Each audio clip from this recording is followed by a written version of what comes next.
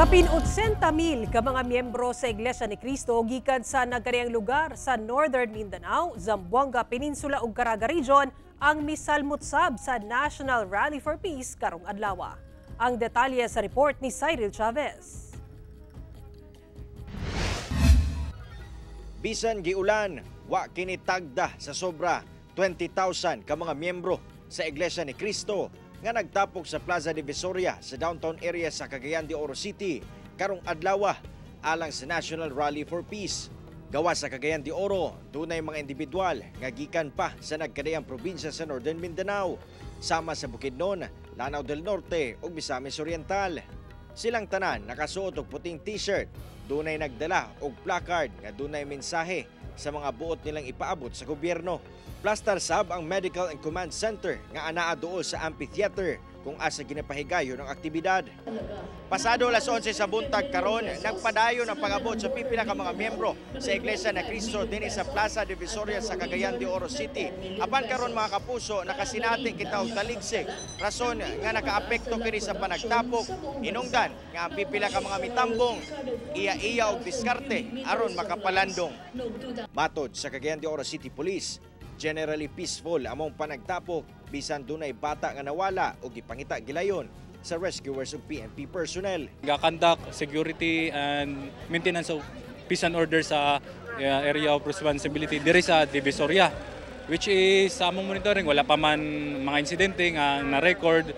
Then padayon gyapon atong provide security operations sa participants and other audiences. Dugang seguridad sab ang gipatuman nga signal jam sa Plaza Divisoria ug mga kasikbit nga lugar nga mulungtad hangtod mahuman ang rally. Pasalamat pud mi sa among Police Regional Office din nga nag-provide through Police Brigadier General Jason C. De Guzman nga nag-provide siya augmentation sa Cagayan de Oro para kaning mga police station around the Cagayan de Oro is dili sila ma-lessen ang capability nila to enforce security sa kanya-kanyang jurisdiction. Anaa sa kapin 30,000 ka miyembro sa Iglesia ni Cristo ang nagtapok sa FS Pajares Avenue sa Pagadian City alang sa ginapahigayong National Rally for Peace. Alas 2 sa kadlawon kaganina, diyang nagsugod og pangabot ang mga musalmot nga nagikan pa sa Zamboanga del Sur ug del Norte, Zamboanga City, Zamboanga Sibugay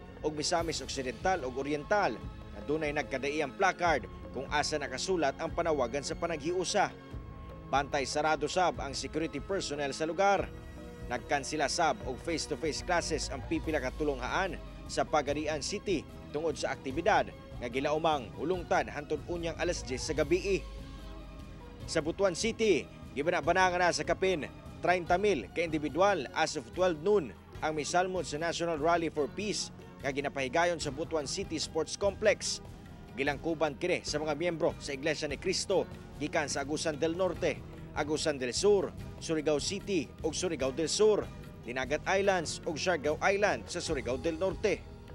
Hugot sab ang seguridad nga ginapatuman sa kapulisan.